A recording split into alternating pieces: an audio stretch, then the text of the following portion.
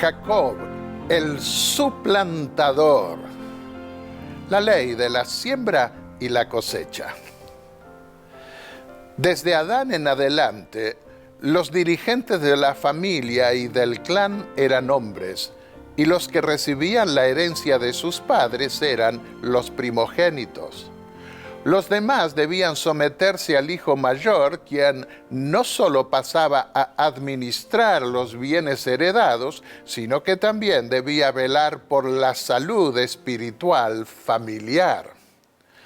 Pero, ¿qué hacer con un hijo primogénito como Esaú, cuyo único interés estaba en una herencia material?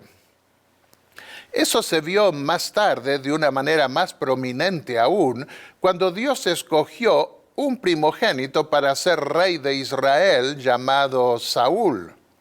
No tenía inclinaciones espirituales, pero Dios estuvo dispuesto a ayudarlo. Y el Espíritu de Dios descendió sobre él y profetizó con otros profetas, lo que llevó a muchos a preguntarse: ¿qué le ha sucedido al hijo de Cis? ¿Está Saúl también entre los profetas? El primer libro de Samuel, capítulo 10, versículos 10 y 11.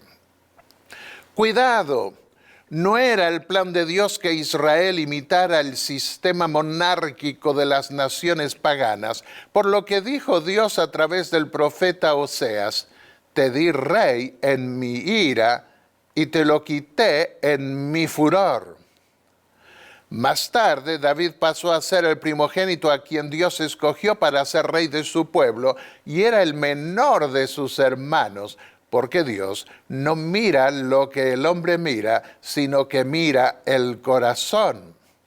Por eso se llamó a David el hombre del corazón de Dios. Primer libro de Samuel, capítulo 13 y el versículo 14.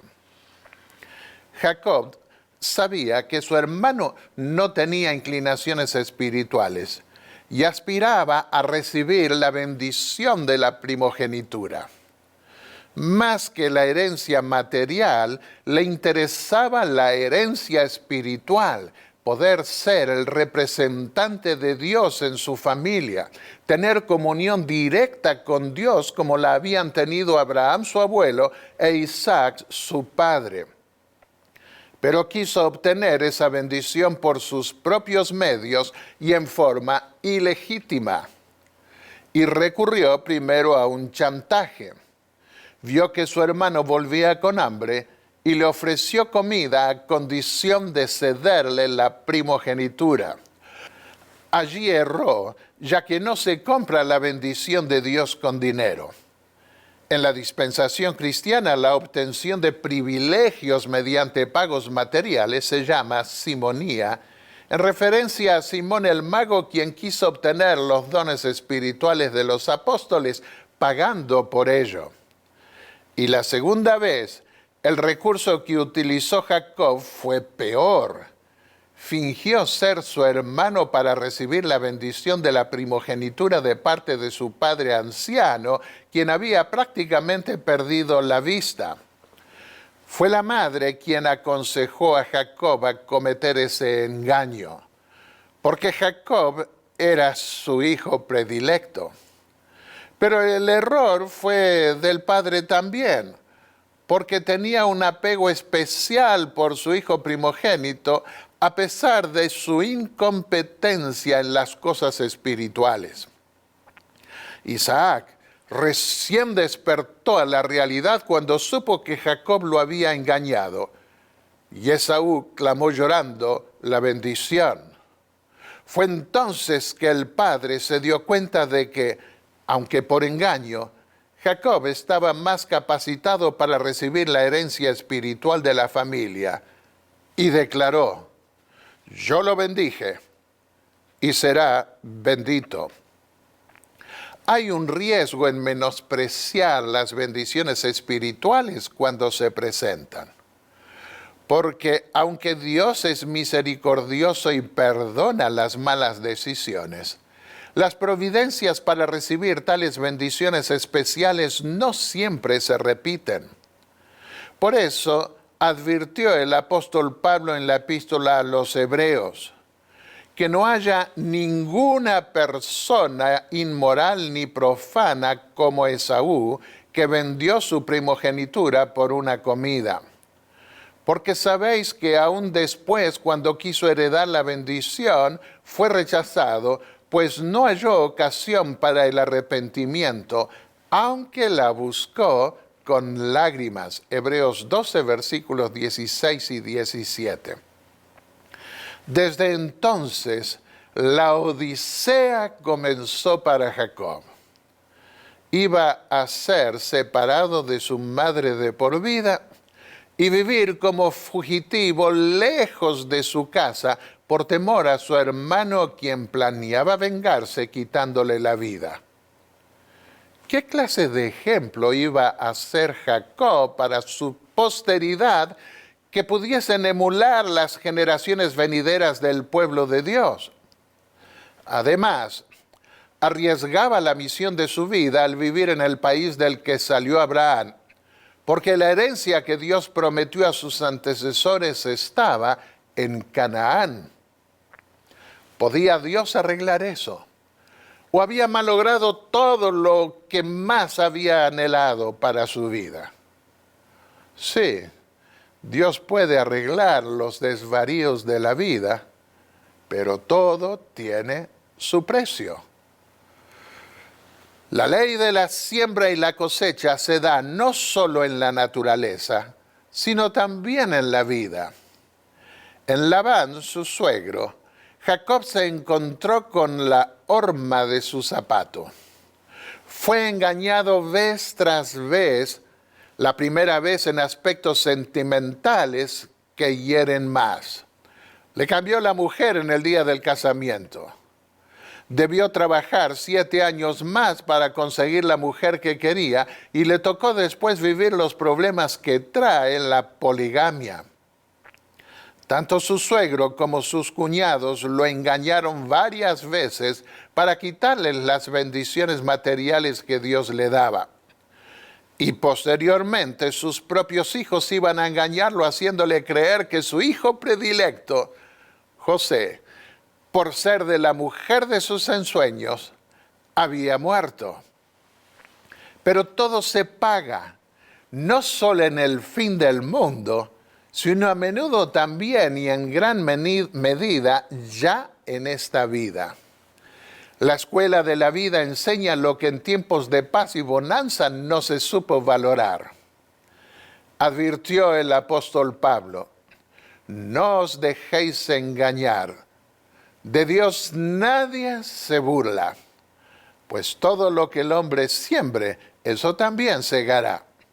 Porque el que siembra para su propia carne, de la carne segará corrupción.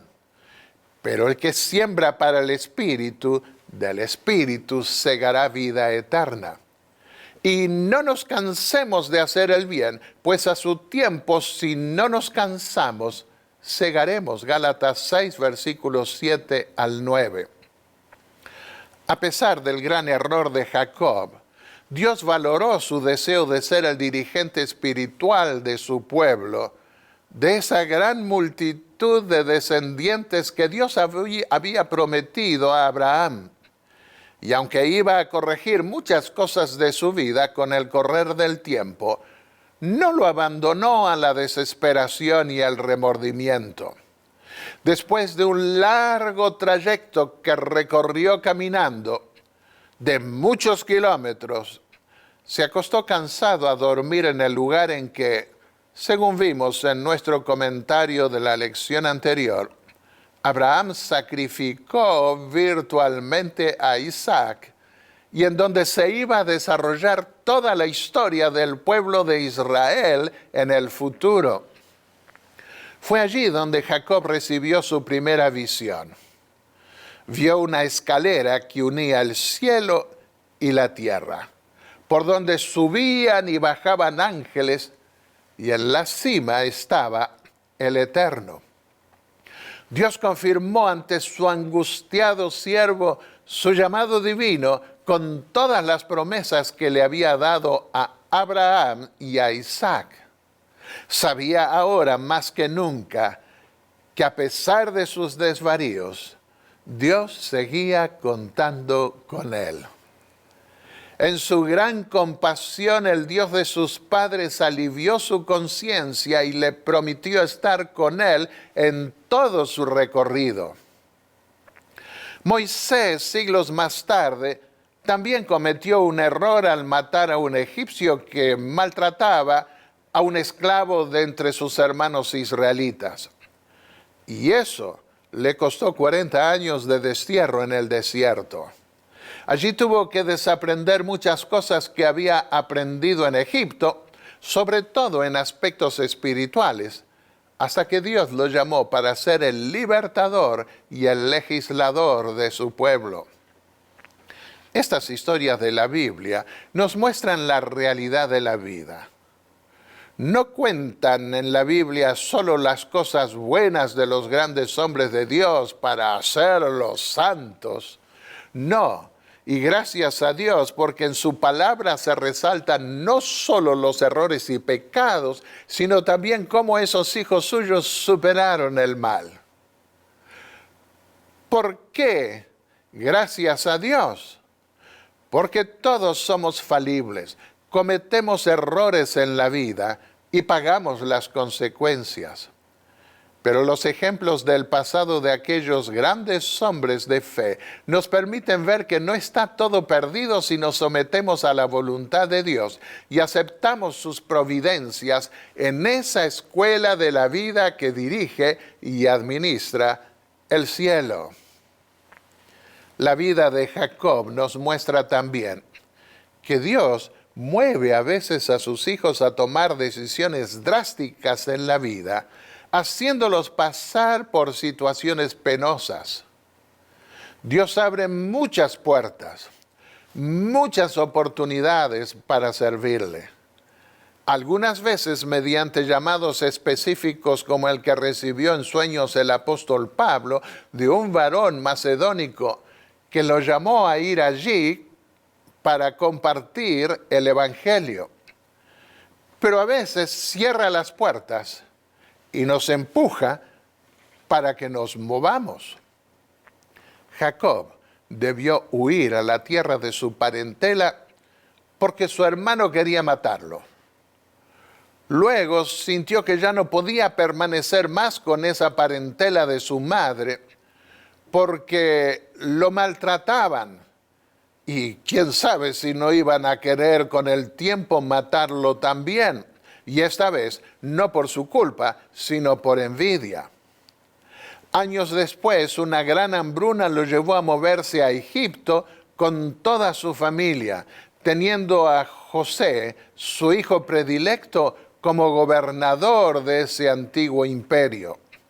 Y a pesar de los golpes que le propinó la vida, Jacob se mantuvo fiel a Dios, aceptó su dirección y Dios le dio un atardecer sereno en su vida tumultuosa.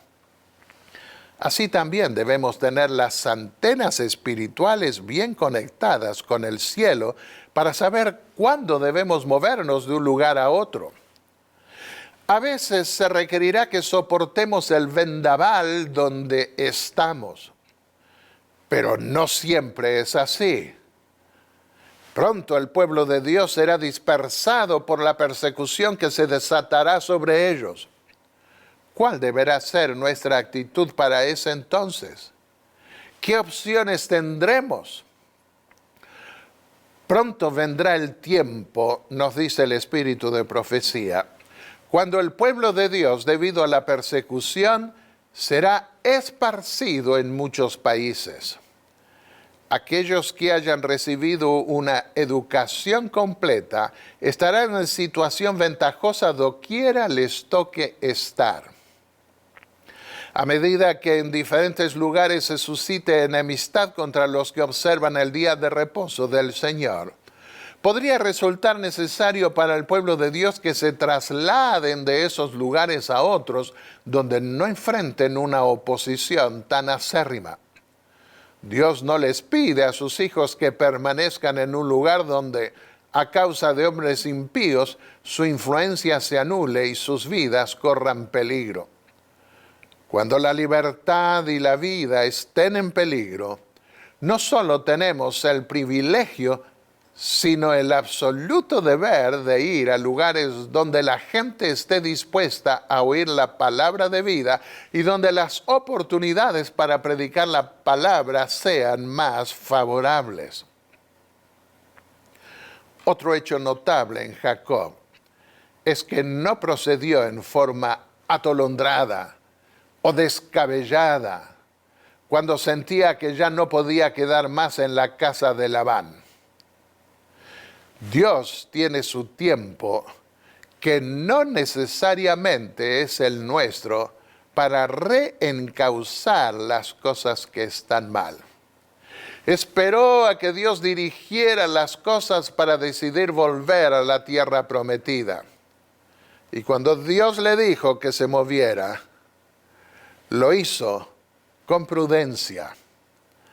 Así también, si nos sometemos a la voluntad de Dios, Él nos indicará por sus providencias cuándo movernos o cuándo permanecer en el puesto del deber, aun cuando las circunstancias no sean favorables. Que Dios nos dé la sabiduría suficiente para leer sus providencias y para aceptar su yugo sobre nosotros cuando las cosas no salen bien. Porque el Señor al que ama, castiga o disciplina, y azota a todo el que recibe por hijo. Si soportáis la disciplina, Dios os trata como a hijos. Porque, ¿qué hijo es aquel a quien el Padre no disciplina? Pero si se os deja sin disciplina, de la cual todos han sido participantes, entonces sois bastardos y no hijos. Y Dios permite los golpes de la vida para lo que nos es provechoso, para que participemos de su santidad. Es verdad que ninguna disciplina al presente parece ser causa de gozo, sino de tristeza, pero después da fruto apacible de justicia a los que en ella han sido ejercitados.